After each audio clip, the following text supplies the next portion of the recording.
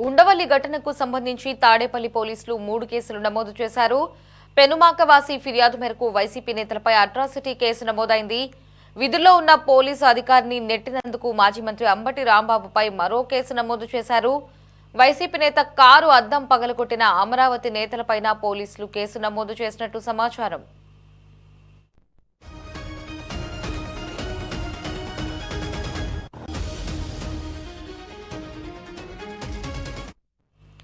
గుంటూరు జిల్లా తాడేపల్లి పోలీస్ స్టేషన్లో వైసీపీకి చెందిన పలువురు నేతలపై ఎస్సీ ఎస్టీ అట్రాసిటీ నిరోధక చట్టం కింద కేసులు నమోదయ్యాయి. మాజీ మంత్రులు అంబటి రాంబాబు, పేర్ని నాని సహా పలువురు నేతలపై కేసులు నమోదు కావడం రాజకీయ వర్గాల్లో చర్చనీయాంశమైంది.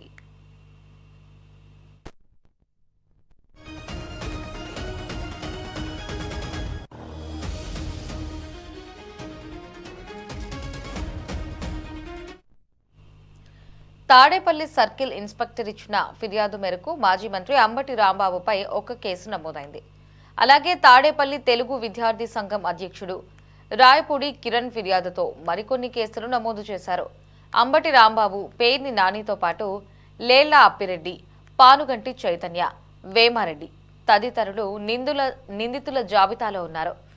ఇక వీరితో పాటు రైతులు ఇచ్చిన ఫిర్యాదుల ఆధారంగా కూడా వైసీపీ నేతలపై కేసులు నమోదు చేశారు. మరోవైపు వైసీపీ నేతలు ఇచ్చిన ఫిర్యాదు మేరకు రైతులపై పోలీసులు కౌంటర్ కేసు నమోదు చేశారు. ఈ పరిణామాలతో తాడేపల్లి ప్రాంతంలో ఉద్రిక్త వాతావరణం నెలకొంది. ఇరు పక్షాల నుంచి అందిన ఫిర్యాదులపై అధికారులు దర్యాప్తు ప్రారంభించారు.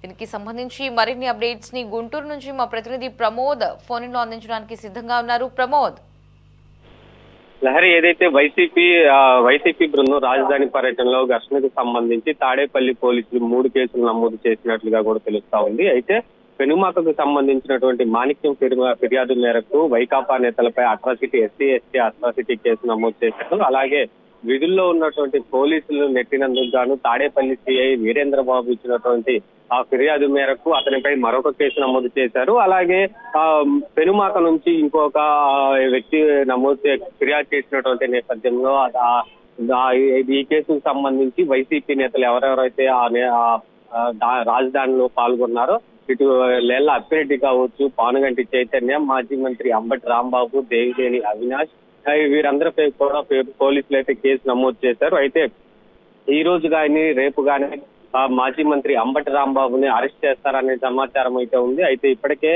ఇటు 3 కేసులు నమోదవడంతో కూడా ఇటు వైసీపీ నాయకుల్లో మాత్రం తీవ్ర ఆందోళన నెలకొందని చెప్పుకోవాలి. అయితే ఒకవైపు రాజధానిలో శరవేగంగా అభివృద్ధి కార్యక్రమాలు, నిర్మాణాలు చేపడతా ఉంటే కేవలం అక్కడ ఒక అలజడి వాతావరణం సృష్టించేందుకే వైసీపీ నేతలు వెళ్లారంటూ కూడా రాజధాని రైతులైతే తీవ్ర ఆగ్రహం వ్యక్తం చేస్తున్నారు. ఈ నేపథ్యంలో వచ్చినటువంటి వారిని అడ్డుకోవడం జరిగిందని చెప్పి కూడా ఇటు రాజధాని రైతులు చెప్తా ఉన్నారు. అయితే కేవలం విష ప్రచారం చేసేందుకే వైసీపీ నేతలు ఇప్పటికీ కూడా రాజధానిపై విష ప్రచారం కమ్మేందుకు కూడా వీళ్ళు ప్రయత్నిస్తున్నారు. అందుకే వారిని లోపలికి అనుమతించేది లేదు.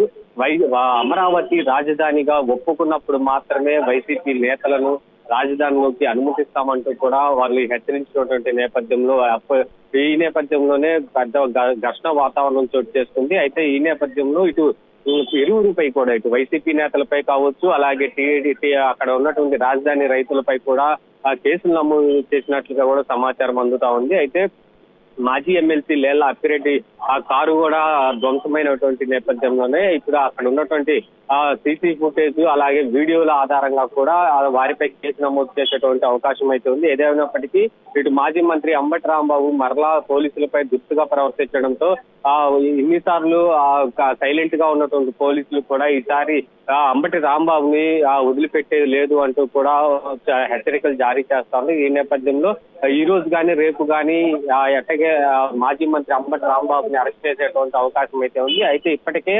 కొంతమంది వైసీపీకి సంబంధించినటువంటి ఆ రాజధానిలో ఎవరెవరైతే పాల్గొన్నారో ఆ ర్యాలీలో దాని ఇప్పటికే కొంతమంది అజ్ఞాతంలో తెలిపారు. అయితే గతంలో టీడీపీ కార్యాలయంపై చేసినటువంటి దాడిలో ఎవరెవరైతే పాల్గొన్నారో నిన్న అటు ఆ ర్యాలీలో కూడా సేమ్ వారిలే ఉన్నట్టుగా కూడా పోలీసులు అయితే గుర్తించారు. అయితే ఉన్నటువంటి విజువల్స్ ఆధారంగా అలాగే సోషల్ మీడియాలో వచ్చినటువంటి వీడియోల ఆధారంగా కూడా ఎవరెవరు పాల్గొన్నారనే దానిపై స్పష్టత వస్తే మాత్రం తప్పకుండా వారిపై కూడా కేసు నమోదు చేసి కఠిన చర్యలు తీసుకుంటామని చెప్పి కూడా ఇటు పోలీసులు హెచ్చరిస్తా ఉన్నారు.